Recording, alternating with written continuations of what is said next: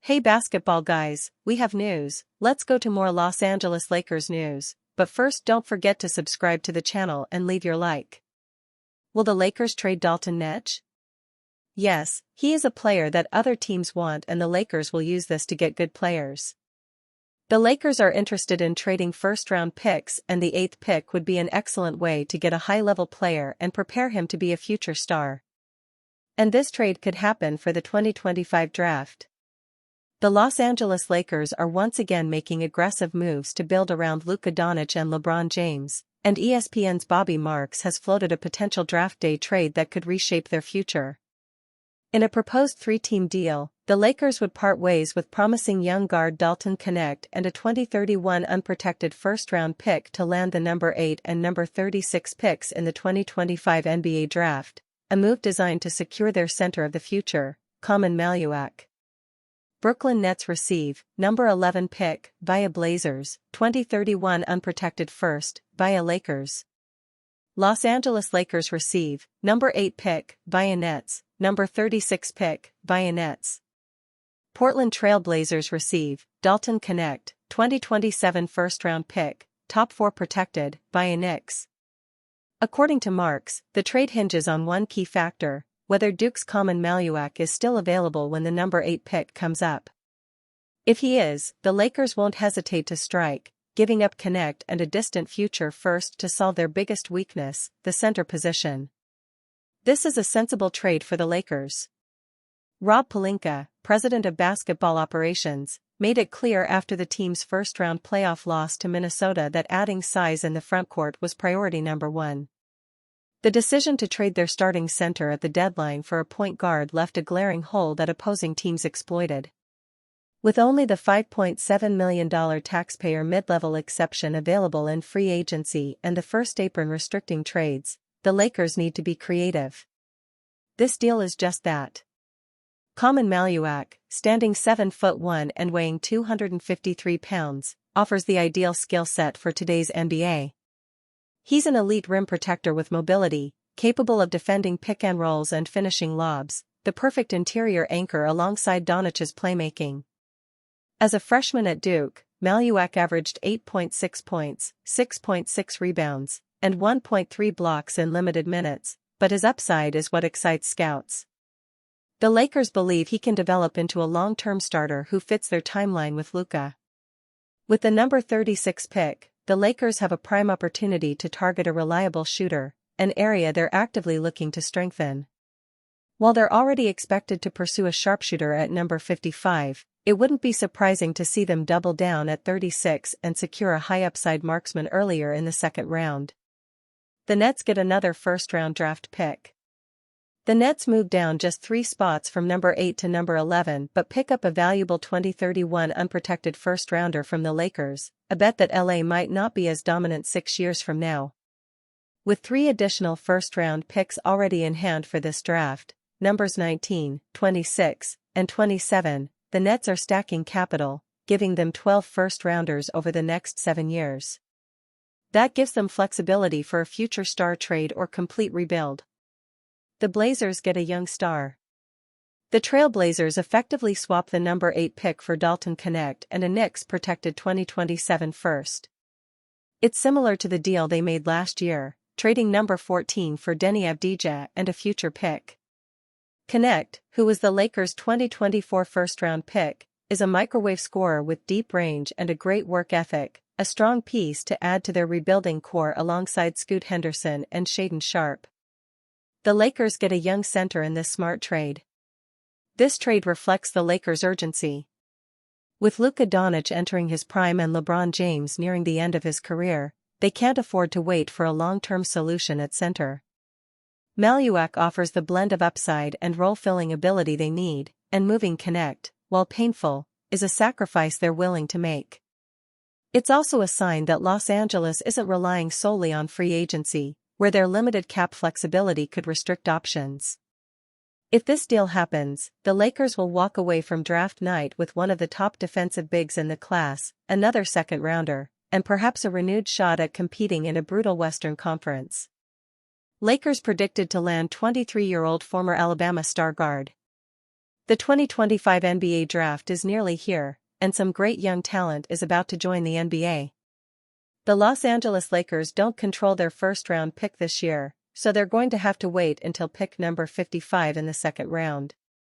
Unlike the leagues like the NFL, it's very rare to find impact players in the second round, especially late in the second round. However, it's not impossible. Austin Reeves is one of the Lakers' best players, and he was an undrafted free agent signing.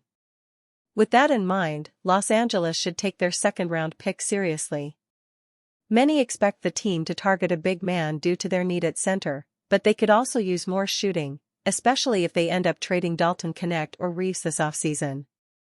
In Sports Illustrated's latest mock draft, they project the Lakers to select Alabama guard Mark Sears.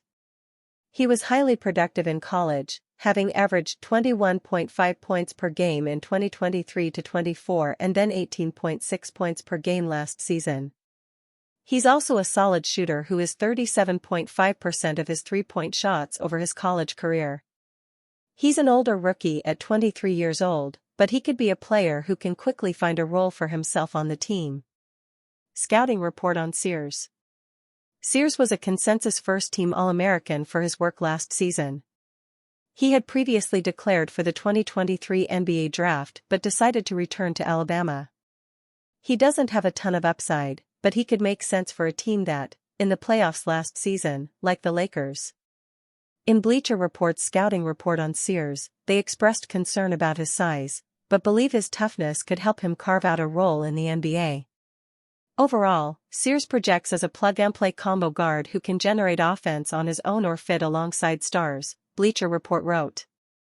While he may face questions defensively in the NBA, his toughness and competitiveness will help offset some of those concerns. As a 23-year-old, fifth-year senior, Sears won't surprise anyone with a high floor, that's to be expected. But his place in the league could also be that of a trusted secondary playmaker. And if he earns that trust early, his ceiling could rise, and he could own that role for a decade to come. Sears compared to Trey Burke. Sears is simply too small to have too much upside as an NBA player, but there are some smaller players having success. Bleacher Report believes that Sears compares favorably to Orlando Magic guard Trey Burke. At 6'0", 185 pounds, Trey Burke is a natural pro comparison for Sears. But size isn't all that matters here, Bleacher Report wrote. It's their scoring instincts, isolation prowess, and pick-and-roll authority that all give off similar vibes despite being undersized guards. Like Burke, Sears has deep shooting range and a knack for hitting tough, contested looks. They also share a fearless mentality and a tendency to rise in big moments, despite defensive limitations. Sears' best chance at becoming a longtime NBA player is to be a great shooter, so he needs to continue to work on that part of his game. Lakers expected to ignore former All-Star center with Luka Doncic ties on trade market. The Los Angeles Lakers will attempt to acquire a center this offseason after trading Anthony Davis to the Dallas Mavericks in the blockbuster Luka Doncic deal in February. The Lakers, who lost to the Minnesota Timberwolves in the first round of the 2025 playoffs in 5 games, played without a traditional center in the second half of Game 4 and all of Game 5. The Lakers are absolutely committed to finding a center. The lack of a high-quality big man, along with injuries, was the biggest reason their playoffs ended after just 5 games, Dan Woik of The Athletic wrote. Who that center is, though, is still a big question, and the long-term answer might not even be an option as of right now. Los Angeles acquired Mark Williams from the Charlotte Hornets in February, but the deal was rescinded after Williams failed his physical. The Lakers won't pursue Williams again. They also won't go after Boston Celtics big man Kristaps Porzingis, who played with Doncic in Dallas. One thing that won't happen: another Doncic-Porzingis pairing, Woik wrote. There's no indication that anyone wants to see that sequel. The Celtics, who traded Drew Holiday to the Portland Trail Blazers for Anthony Simons, are expected to move Porzingis this offseason. Porzingis will make $30.7 million next season in the final year of his contract. The 29-year-old Porzingis averaged 19.5 points, 6.8 rebounds, and 2.1 assists in the 2024-25 regular season and 7.7 points, 4.6 rebounds and 0.7 assists in the 2025 playoffs for the Celtics. The All-Star dealt with an illness and he had trouble breathing in the postseason. It will be fascinating to see who the Lakers acquire this offseason to play the center spot and where Porzingis is playing next season. LeBron James reveals which NBA star he uses to motivate Suns Bryce. Los Angeles, California, USA. Los Angeles Lakers forward LeBron James, 23, reacts during the first half in Game 5 of first round for the 2025 NBA playoffs at Crypto.com Arena. Mandatory credit, Gary A. Vasquezamain Images. Gary A. Vasquezamain Images. James revealed that he uses to motivate his Suns is Boston Celtics guard Derek White. White joined the Boston Celtics in 2022 and has helped the team win an NBA championship. Unranked in high school. 0 D1 scholarship offers, played 3 years of Division II basketball at UCS. Transferred to Colorado and now is an NBA champion on one of the best teams in the NBA. That guy is Derek White, James said. James opened up a group chat with his 2 sons, and read a message he sent a year ago regarding White and his journey. April 27, 2025, Orlando, Florida, USA. Boston Celtics guard Derek White, 9, controls the ball against the Orlando Magic in the fourth quarter during Game 4 of first round for the 2025 NBA playoffs at Kia Center. Mandatory credit, Nathan Ray Sebekamain Images. Nathan Ray Sebekamain Images. Everybody's road to success is different. So stay locked in and patient, James read. The former USC Trojans guard has had an uphill journey. In 2023, James experienced sudden cardiac arrest during a practice with the Trojans. It was learned it was due to a congenital heart defect. James was eventually cleared to return and played 25 games, starting in 6, with the Trojans. More, Reggie Bush's legal appeal fails, ordered to pay $1.4 million in defamation case. More, USC Trojans state-of-the-art football facility construction update. More, four-star recruit Khalil Terry rocks USC Trojans gear after Michigan State decommitment after 1 season with USC, James declared for the NBA draft. He was selected by the Los Angeles Lakers in the second round with the number 55 overall pick. James' rookie season was not the smoothest, but he has shown growth as a person and a player. On one side of James' journey in the league, he has been faced with high levels of criticism. The discussion throughout the media revolved around him only being in the league due to his father. He had high expectations for a second-round draft pick, and when James could not live up to what was expected, he was scrutinized. On the court, James did not have the perfect rookie year. He split his time between the NBA and G League. In the G League, he played just 11 games, starting in each of them. When earning consistent minutes with the South Bay Lakers, the rookie showed that he has a high ceiling. In the G League, James averaged 21.9 points, 5.2 rebounds, 5.4 assists, and 1.9 steals. February 20, 2025, Portland, Oregon, USA. Los Angeles Lakers forward LeBron James, 23, celebrates victory over the Portland Trail Blazers with his son guard Bronny James, 9, at Moda Center. Mandatory credit, Troy Werenenemain Images. Troy Werenenemain Images. In the NBA, James did not earn consistent minutes. There were games he would spend with the Los Angeles Lakers where he would just see a minute or end up not participating due to the coach's decision. In the regular season, James played in 27 games, earning 1 start during the final regular season game when the team chose to rest starters ahead of the NBA playoffs. James averaged 6.7 minutes per game with 2.3 points, 0.7 rebounds, 0.8 assists, and 0.3 steals. With the lack of consistency, it has been a challenge for James to develop and show his potential as a player. As James heads into his second season, his role with the team may grow. He is preparing to put in the work during the offseason and work on blocking the outside noise. Like White, it may not be the easiest journey, but James has a high ceiling and could become an NBA champion.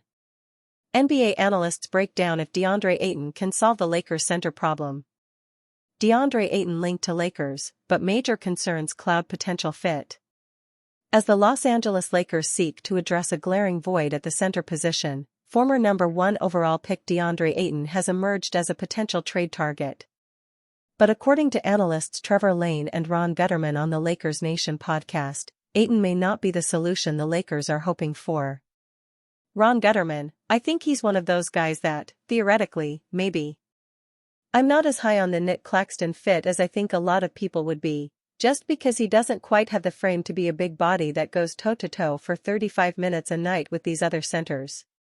At the very least, DeAndre Ayton has that frame, but he doesn't have much else in terms of defensively being able to go toe-to-toe with some of the better centers in the Western Conference. Offensively, he can do some things. He's not the most dynamic. He doesn't have the highest motor. He's not really particularly special at any of the things you would need out of a center. But I think, theoretically, because he's a bigger body, because he does have some post-game, he is a lob threat in some ways. He does have some of the tools you're looking for. He's just not particularly great at any of them. Trevor Lane: you sound very hesitant to endorse the idea of going after a big man like DeAndre Ayton. Ironically, taken first overall in the year that Luka was drafted third overall. The Lakers would have 2 of the top 3 picks in that draft class if they were to get DeAndre Ayton. But I do agree with your concerns. There's certainly motor concerns there. You see it when you watch the film. You see it in the numbers. That, I think, is a big red flag for me. It's the motor concerns you need. If you're going to be a big physical player, you're not going to really shoot the 3. He has dabbled with shooting the 3 a little bit, just not particularly effectively. By the way, he shot 18% from 3 last season. Not good enough to really be a true threat out there. But I do think you've got to be somebody that is really going to give all of the other things out there on the court: the rebounding, the hustle, making the intangible plays. I don't know that you're going to get that out of DeAndre Ayton. But he is 7'1". He is a big body. He is a negative deterrent at the rim. I mean, he negatively impacts opponents' field goal percentage at the rim, maybe not quite to the degree that we would hope. But is this a case where, on a 1-year contract, that's all he's got left on his deal, it's worth the risk for the Lakers?